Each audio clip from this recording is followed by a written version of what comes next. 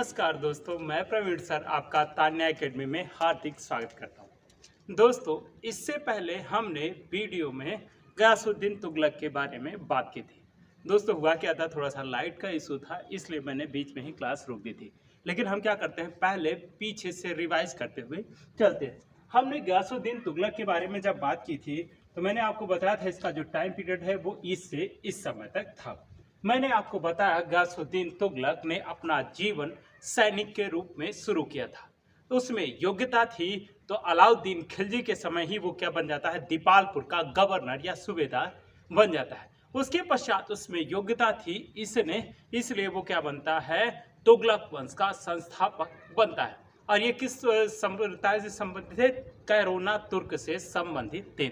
मैंने आपको बताया था कि अलाउद्दीन खिलजी के द्वारा जो क्या किया गया था, खूत मुकद्दम और चौधरियों से क्या छीने गए थे, विशेषाधिकार, उसे पुनः गयासुद्दीन तुगलक ने क्या कर दिया था, वापस कर दिया था। नेक्स्ट हमने बात की थी गयासुद्दीन तुगलक के समय में दिल्ली का राजकोष क्या हो गया था, खाली हो गया था। क्या हो गया था, खाली हो गया था। तो उसने क्या करवाया, सबकी एक लिस्ट बनवाई और लिस्ट बनवाने के पश्चात सबसे धन की उगाही की थी। और मैंने बताया था कि खुसरो शाह ने क्या है, खुसरो शाह ने क्या किया था, ढेर सारा धन बांटा था। क्या करने के लिए, अमीरों को खुश करने के लिए यह कार्य किया था। और उसने ही निजामुद्दीन औलिया को, किसको, निजामुद्दीन औलिया को 5 लाख टंके दिए थे। गयासुद्दीन तुगलक क्या करता है, निजामुद्दीन औलिया से भी क्या करता है, पैसों की मांग करता है। लेकिन होता क्या है दोस्तों कि उसने, किसने, निजामुद्दीन औलिया ने पैसों को बांट दिया था। किसमें, निर्धनों में बांट दिया था। तो वो पैसे कहां से वापस करता। गयासुद्दीन तुगलक ने निजामुद्दीन औलिया से मिलने की इच्छा भी व्यक्त की थी। इन सब चीजों के बारे में हमने बात की थी। निजामुद्दीन औलिया से उसे धन प्राप्त नहीं हुआ था। अब आज जो हम बात करने वाले हैं उसमें सबसे पहली बात करेंगे निजामुद्दीन गयासुद्दीन तुगलक के समय में सैन्य अभियानों के बारे में बात करेंगे। सैन्य अभियानों की बात करेंगे तो सबसे पहला जो उसका सैन्य अभियान माना जाता है वो माना जाता है वारंगल अभियान। क्या माना जाता है, वारंगल अभियान माना जाता है। वारंगल में आप देखेंगे इससे पहले क्या है, इससे पहले किसने आक्रमण किया था, अलाउद्दीन खिलजी ने आक्रमण किया था। और मलिक काफूर ने क्या है, मलिक काफूर ने वहां के शासक प्रताप रुद्रदेव को पराजित किया था। या फिर देखेंगे कि प्रताप रुद्रदेव ने अपनी मूर्ति, सोने की मूर्ति बनवा कर गले में चैन डलवाकर किसे भेंट की थी, अलाउद्दीन खिलजी के सेनापति मलिक काफूर को दी थी। उसी ने क्या दिया था, कोहिनूर हीरा दिया था। लेकिन जैसे ही देखेंगे कि शक्ति कमजोर होती जाती है, क्या होती है, शक्ति कमजोर होती है, तो वो क्या करते थे, अपने आप को स्वतंत्र घोषित कर देते हैं। तो वारंगल, जब गयासुद्दीन तुगलक शासक बना तो वारंगल ने अपने आप को स्वतंत्र घोषित कर दिया था। गयासुद्दीन तुगलक ने अपने पुत्र उलूग खां या जौना खां को वहां पर अभियान के लिए भेजा। होता क्या है कि पहले तो वो अपने आप को समर्पित कर देते हैं। क्या कर देते हैं, समर्पित कर देते हैं। लेकिन जौना खां जो गयासुद्दीन तुगलक का पुत्र था, उसने किसी भी शर्त को नहीं माना। जो संधि के रूप में वो बात करना चाहते थे कि ठीक है हम समर्पण कर देते हैं, हमारी भी कोई बात है आप मान लीजिए, तो जौना खां उसको मानने से मना कर देता है।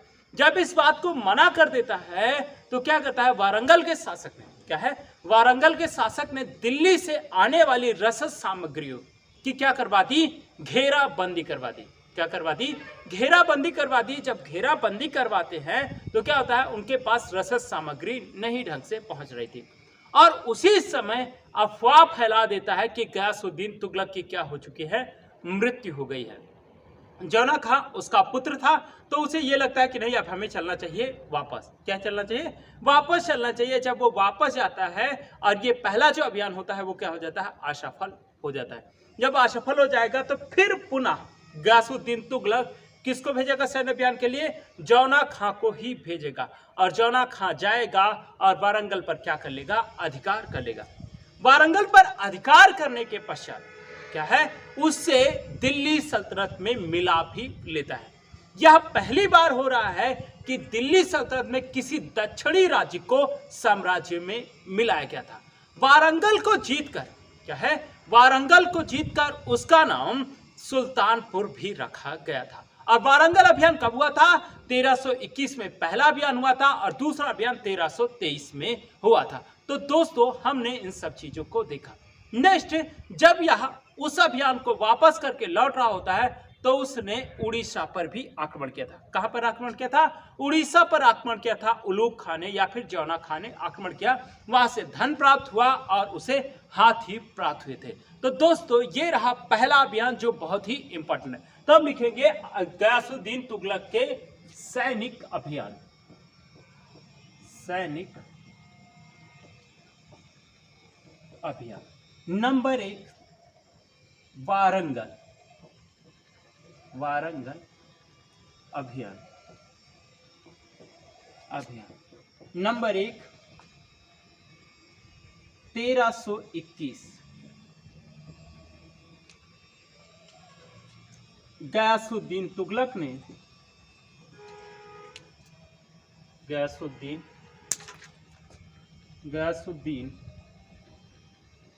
तुगलक ने अपने पुत्र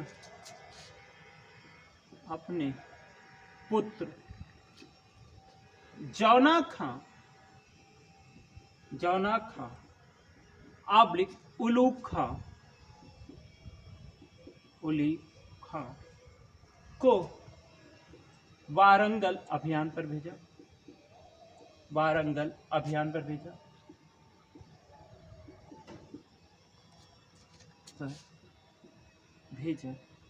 ठीक है। प्रथम अभियान असफल रहा।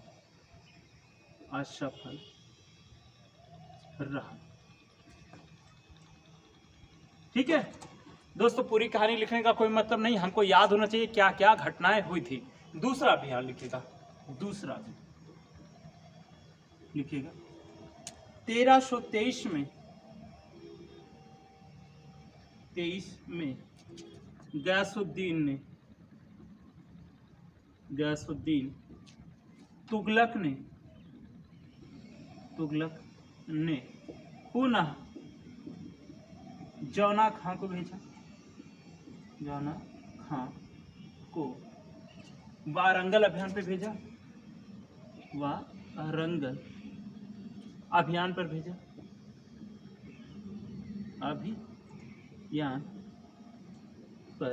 भेजा। और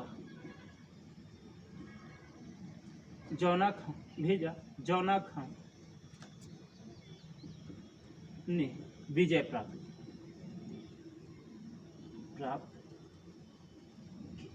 इसे लिख लीजिए या फिर स्क्रीनशॉट ले लीजिए।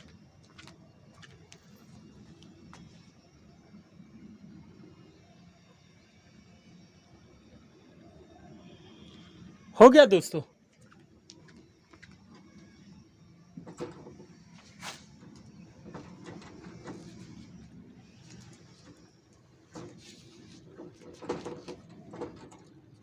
विजय प्राप्त हुई। वारंगल का नाम विजय के पश्चात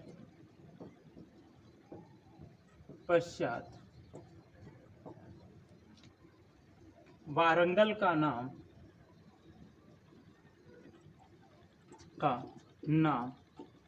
सुल्तानपुर रखा। वापस आते समय उड़ीसा पर भी आक्रमण किया और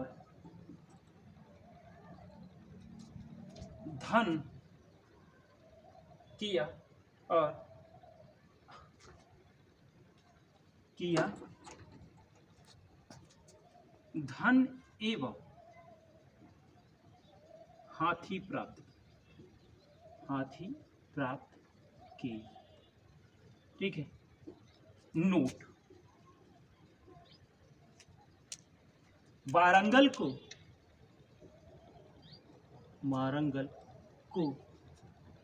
वारंगल को दिल्ली सल्तनत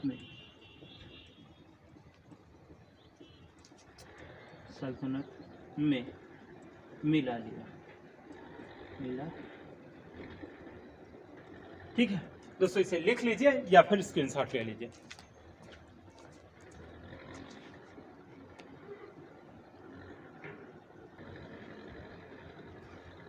हो गया दोस्तों।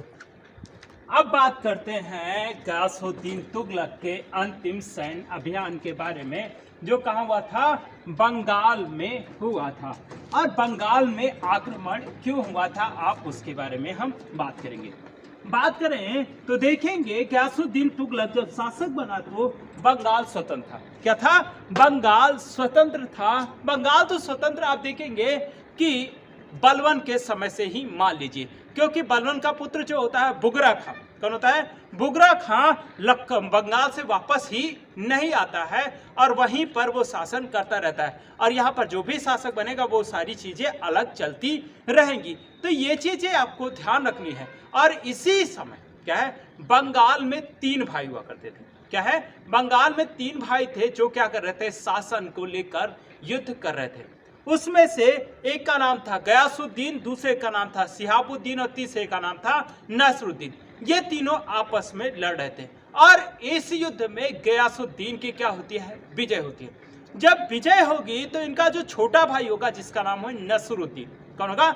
नसरुद्दीन गयासुद्दीन तुगलक के पास जाएगा और कहेगा कि क्या करो, आप मेरी सहायता करो। और इसी कारण क्या होता है, गयासुद्दीन तुगलक कहां पर आक्रमण करता है? बंगाल पर आक्रमण करता है। और उसके साथ जफर खां गया था जो उसका सेना नायक था, वो जाता है। और उस युद्ध में गयासुद्दीन पराजित होता है। कौन पराजित होता है? गयासुद्दीन बंगाल का शासक पराजित होता है। उसकी जगह पर नासरुद्दीन को क्या बनाया जाता है? शासक बनाया जाता है। और शासक बनाने के पश्चात क्या है? शासक बनाने के पश्चात उसने क्या किया है? दिल्ली सल्तनत की अधीनता स्वीकार कर लिया था। तो हम देखेंगे बंगाल, ये क्या है? इसका अंतिम अभियान माना जाता है। किसका? गयासुद्दीन तुगलक का अंतिम अभियान माना जाता है। और उसके पश्चात ये सारी चीजें देखेंगे कि बंगाल अभियान पे ही था। तब क्या होता है कि सूचना मिलती है। क्या होती है? सूचना मिलती है कि जौना खान ने निजामुद्दीन औलिया की शिष्यता ग्रहण कर ली है। और दूसरी चीज वहीं पर एक बात पता चलती है कि उसने भविष्यवाणी की, किसने? निजामुद्दीन औलिया ने भविष्यवाणी की है कि तुम जल्दी ही सुल्तान बनने वाले हो। गयासुद्दीन तुगलक निजामुद्दीन औलिया से तो चिढ़ता ही था। और दूसरी चीज, जब इस सब चीजों को खबर मिलती है तो वो क्या होता है? आग बबूला होता है और तुरंत ही वापस आने की योजना बनवाता है। जब बंगाल अभियान पे ही था तो उसने क्या किया? एक संदेश भिजवाया दिल्ली निजामुद्दीन औलिया को। निजामुद्दीन औलिया को यह संदेश भिजवाया कि जब तक मैं दिल्ली पहुंचूं तब तक तुम क्या करो? दिल्ली को छोड़ दो। क्या करो? दिल्ली को छोड़ दो। प्रत्युत्तर में निजामुद्दीन औलिया संदेश भिजवाता है, सुल्तान या हुजूर, दिल्ली दूर अस्त, मतलब दिल्ली अभी बहुत दूर है। और ऐसा होता भी है। वो क्या होता है? बंगाल अभियान से जब वापस आ रहा होता है थोड़ा सा लिख लो फिर हम बताते हैं। ठीक है, लिखिएगा बंगाल अभियान।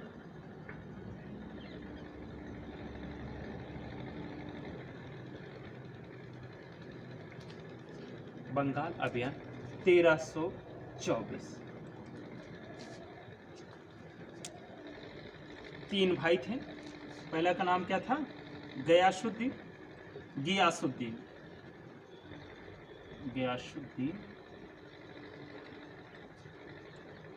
शिहाबुद्दीन,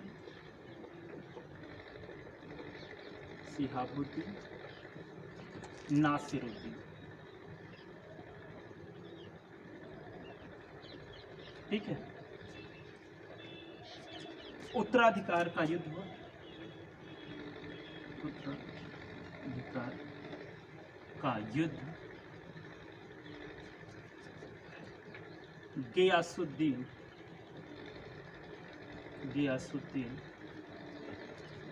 विजयी हुआ।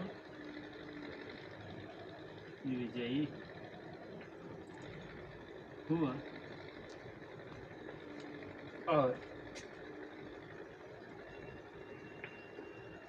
बंगाल पर शासन शुरू किया। बंगाल पर शासन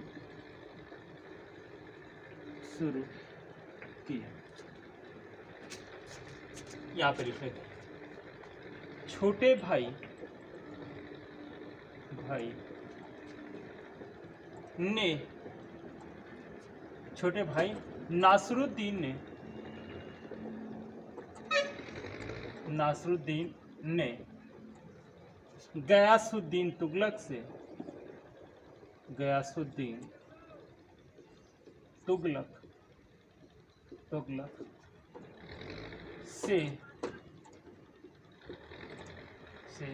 सहायता मांगी।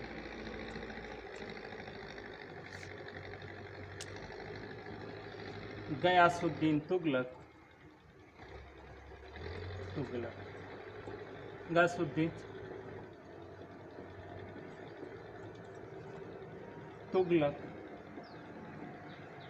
जफर खां के साथ बंगाल अभियान पे गया।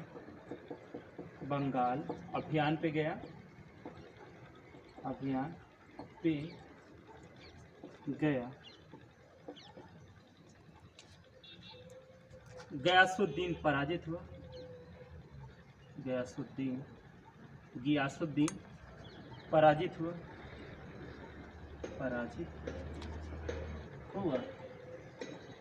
नासिरुद्दीन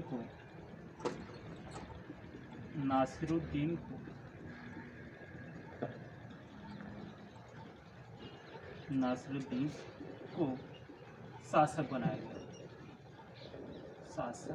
बनाया गया।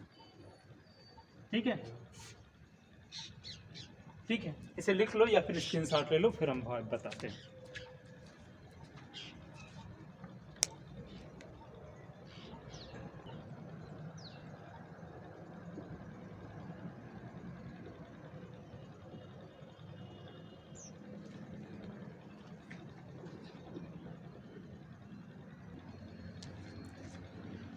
क्या हो गया दोस्तों? हमने क्या बताया? नासिरुद्दीन शासक बना। ठीक है, अब हम क्या लिखेंगे कि नासिरुद्दीन ने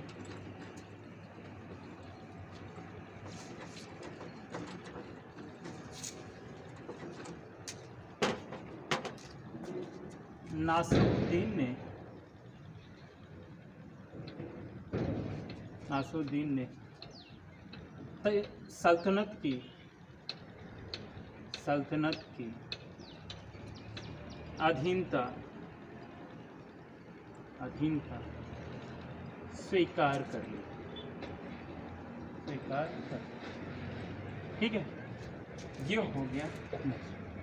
दोस्तों यहीं पर ध्यान रखना, जब ये जाता है यहाँ पर, जब ये बंगाल पे अभियान करता है तो तिरहुत क्या है, वापस में ये तिरहुत मिथिला पर भी आक्रमण करता है और वहां के शासक हरसिंह देव को, किसको?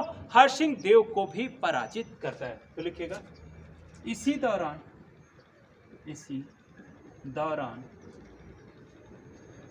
तिरहुत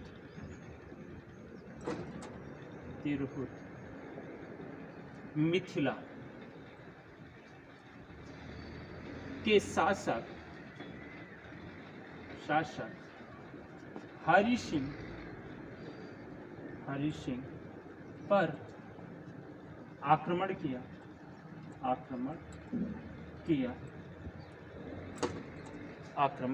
किया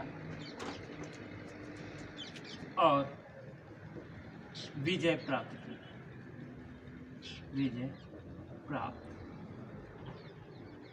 की। ठीक है, नोट, यह बंगाल अभियान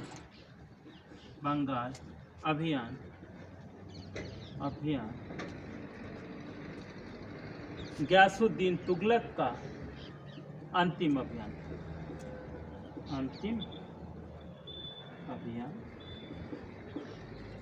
ठीक है, इसे लिख लो या फिर स्क्रीनशॉट लो, फिर आगे बात कराते हैं गयासुद्दीन तुगलक की मृत्यु के बारे में। ठीक है, हो गया दोस्तों।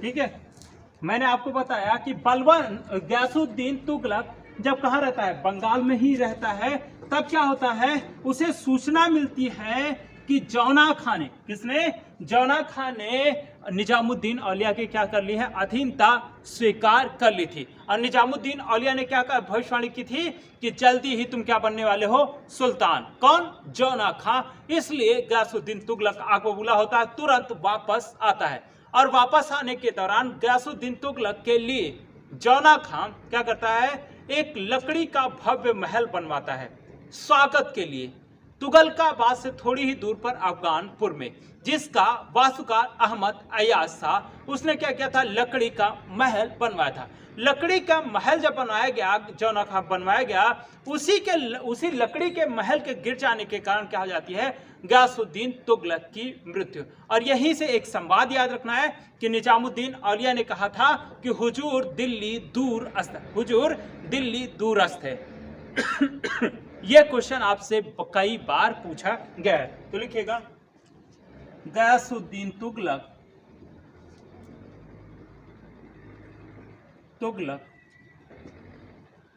जब बंगाल अभियान पर था,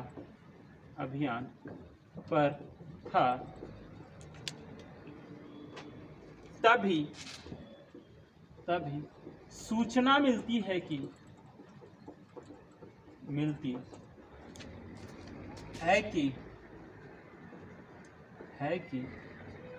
जौना खान कौन था, गयासुद्दीन तुगलक का पुत्र। जौना खान ने निजामुद्दीन औलिया की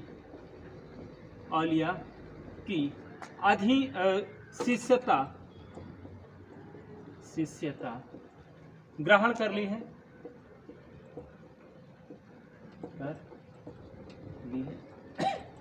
नेक्स्ट, औलिया ने भविष्यवाणी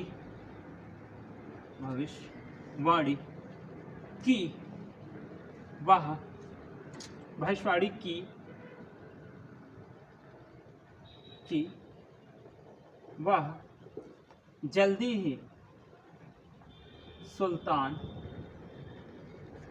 बनेगा।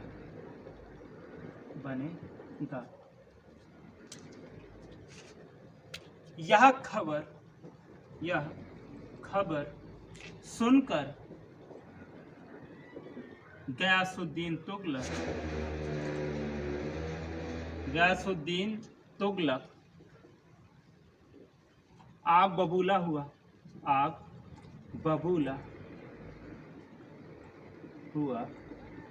और अगर आग बबूला क्यों नहीं होगा दोस्तों, आप समझिए, जिसका पिता उसे मान नहीं रहा है, लड़का जाके क्या करे, उसकी सदस्यता ग्रहण कर ले। और ऐसा भी हो सकता है, शिष्यता ग्रहण कर ले, ऐसा भी हो सकता है कि ये क्या रही हो, कूटनीति रही हो, जिसके माध्यम से क्या हो कि किसी को निपटवाना हो। इस तरीके की बात भी हो सकती है। तो इस तरीके से क्या होता है कि कौन होता है, गयासुद्दीन तुगलक आग बबूला होता है और तुरंत वापस होता है। क्या होता है, तुरंत हुआ, तुरंत वापस चल दिया। ठीक है, इसे लिख लीजिए, फिर स्क्रीनशॉट ले लीजिए। हो गया।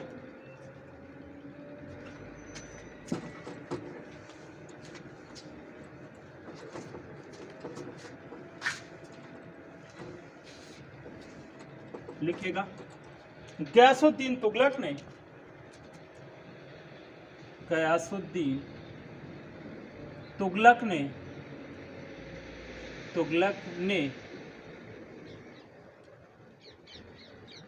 औलिया को संदेश भिजवाया कि मेरे आने से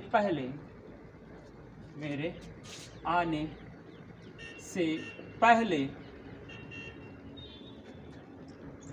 आप दिल्ली छोड़ दें, आप दिल्ली छोड़ दें। ठीक है। औलिया ने प्रत्युत्तर भिजवाया, औलिया ने प्रति उत्तर भिजवाया कि हुजूर दिल्ली दूर है।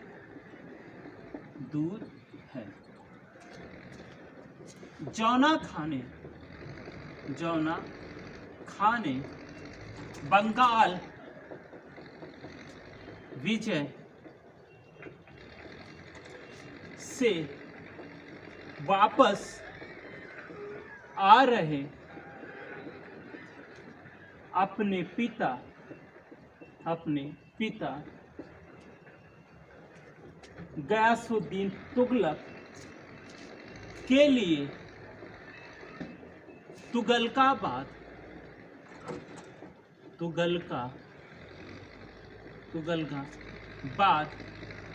के समीप अफगानपुर में एक लकड़ी का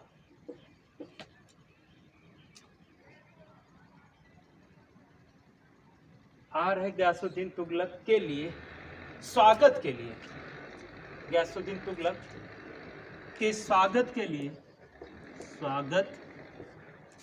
गयासुद्दीन तुगलक की स्वागत के लिए तुगलकाबाद के समीप अफगानपुर में एक लकड़ी का महल बनवाया। ठीक है, लिख लीजिए या फिर स्क्रीनशॉट ले लीजिए।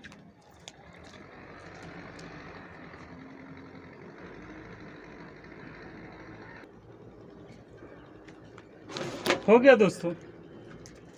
अब हम बात कर लेते हैं कि इस लकड़ी का वास्तुकार कौन था। इस लकड़ी का जो महल बनाया गया था, इसका वास्तुकार था अहमद अयाज।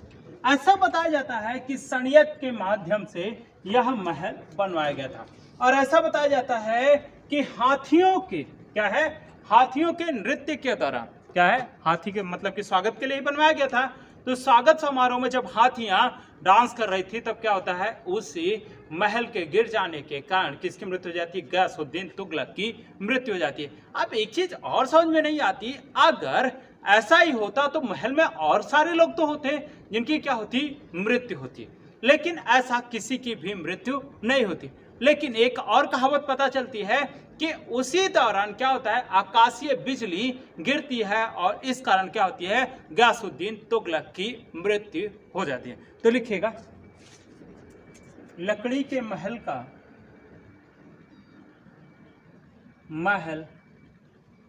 का वास्तुकार अहमद अयाज था। नेक्स्ट, लकड़ी के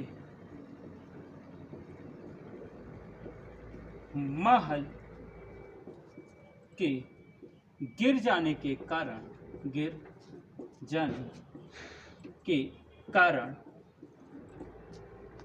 गयासुद्दीन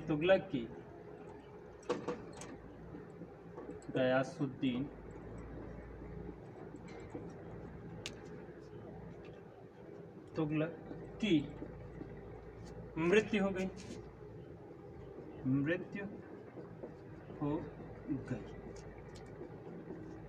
इब्न बतूता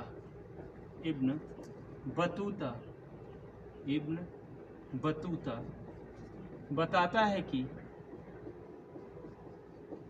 कि यह जौना खां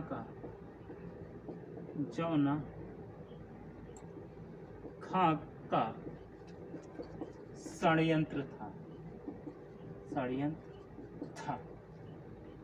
हाथियों के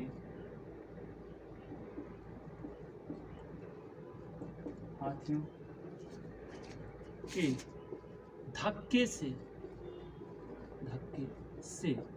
महल गिर गया, जिसके कारण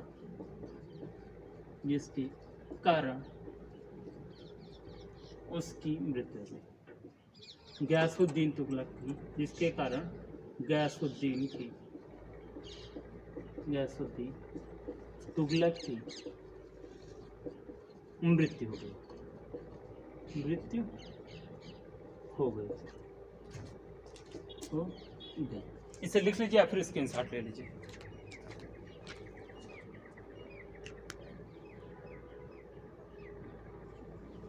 हो गया दोस्तों।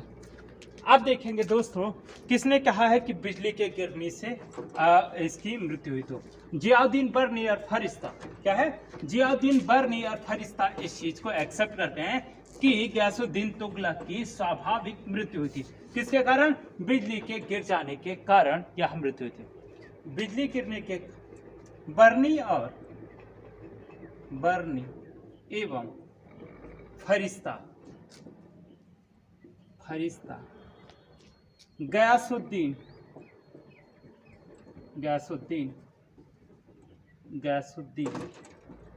की मृत्यु का कारण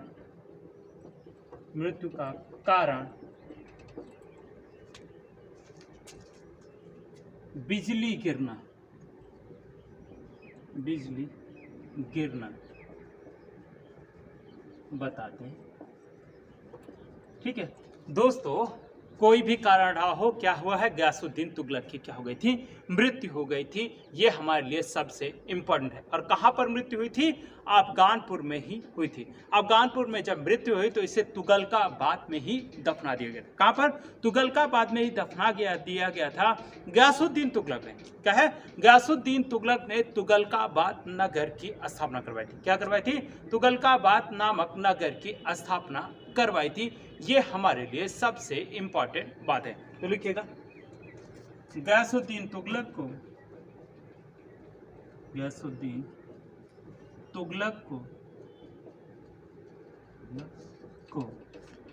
तुगलकाबाद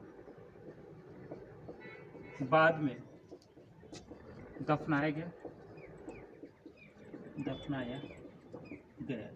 ठीक है, नेक्स्ट, गयासुद्दीन तुगलक ने तुगलकाबाद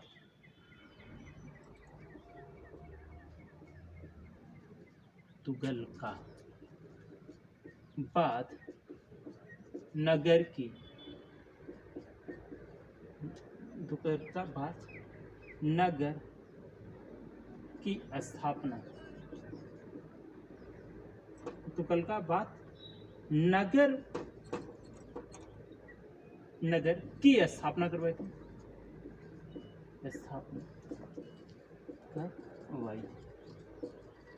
इसे लिख लीजिए दोस्तों। ठीक है, फिर स्क्रीनशॉट ले लीजिए। सॉरी दोस्तों, ये जो क्या है, तुगलकाबाद के किले का निर्माण करवाया था। क्या करवाया था? किले का निर्माण करवाया था। तुगलकाबाद के किले का निर्माण करवाया था। किले का निर्माण करवाया था। ठीक है, ये चीज रही। अब हम बात कर लेते हैं और क्या हमारे लिए इम्पोर्टेंट है। और इम्पोर्टेंट की बात करेंगे तो गयासुद्दीन तुगलक ने जो अलाउद्दीन खिलजी शारीरिक दंड दिया करता था, उसको क्या करवाया? प्रतिबंधित करवा दिया। क्या करवा दिया? प्रतिबंधित करवा दिया। दूसरी चीज, उसने अलाउद्दीन खिलजी द्वारा चराई कर या चारागाह पर जो कर लगाए जाते थे, उसको क्या करवा दिया? समाप्त करवा दिया। यह गयासुद्दीन तुगलक का प्रमुख कार्य था। तो लिखिएगा, गयासुद्दीन तुगलक ने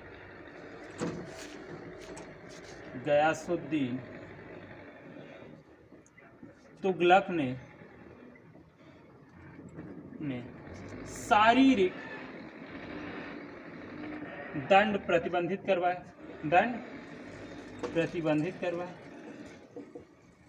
अंधिक करवाए। नेक्स्ट, चारागाह पर का चारागाह को कर मुक्त करवाए। ठीक है, तो दोस्तों इस तरीके से हमने गयासुद्दीन तुगलक के बारे में संपूर्ण बात कर ली। अगर लगता है दोस्तों मैंने कोई चीज़ छोड़ दी है तो आप क्या करेंगे, कमेंट सेक्शन में मुझे बता देंगे, जिससे मैं आपको दोबारा बता दूंगा। तो दोस्तों आज के लिए इतना ही।